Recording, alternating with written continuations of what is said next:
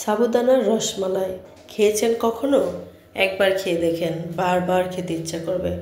সহজ কিছু ইনগ্রিডিয়েন্ট দিয়ে বানানো, অল্প কিছু উপকরণ দিয়ে এবং খুব সহজে বানিয়ে ফেলুন সাবুদানার পায়েস। দেখেন কতটা লোভনীয় এবং তুলতুলে। চলুন তাহলে মূল রেসিপিতে চলে যাই। প্রথমে একটি মিক্সিং বোলে 1 কাপ সাবুদানা নিব। এটাকে খুব ভালোভাবে ধুতে হবে, 2 বার ধুয়ে তারপরে এটাকে পানি ঝরিয়ে নিতে হবে।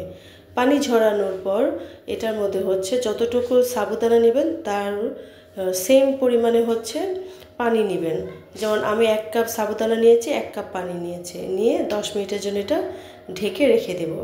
তারপর দুধটাকে গরম করে নেব।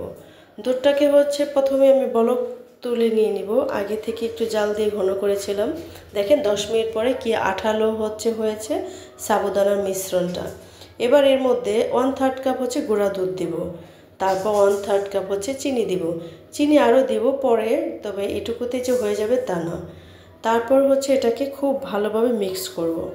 দেখেন মিক্স করার পর সুন্দর করে মিক্স করে একটা ডোর মতো হয়ে যাবে, আঠালো একটা ডো হয়ে যাবে। তারপর এটাকে ছোট ছোট করে গোল গোল করে আপনি যেরকম শেপ দিতে চান ওরকম শেপ করে আমি এরকম দিয়েছি, বানাবেন।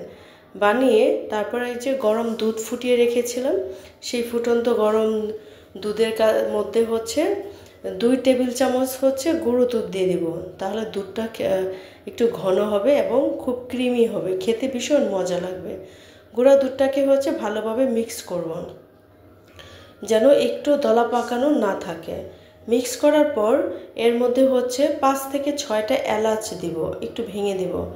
তারপর এটাকে নাড়াচাড়া করব, দুধটাকে আর একটু ঘন করতে হবে। তারপর এর মধ্যে বল করে রাখা সাবুদানাগুলো একের পর এক ছেড়ে দেব। তারপর ছেড়ে দেওয়ার পর লো হিটে থাকবে, অনেক বেশি হিটে রাখবেন না। সবগুলো যখন দেওয়া হয়ে যাবে তখন এটাকে একটু হালকা করে নেড়ে দিতে হবে। খুব দ্রুত নাড়া যাবে না, না হলে কিন্তু ভেঙে যাবে। তারপর আস্তে আস্তে উপরে উঠে যাবে। এভাবে 20 মিনিটের মতো রান্না করব। তবে কিছুক্ষণ পর পর এটাকে নাড়া দিতে হবে। এই তো হয়ে গেল আমার মজাদার সাবুদানার রসমালাই। মাশাআল্লাহ, এতটাই টেস্টি। আপনি একবার রান্না করে দেখেন, খেয়ে দেখেন, বারবার খাবেন। খুব অল্প বাজেটের মধ্যে ভীষণ মজাদার একটা রসমালাই।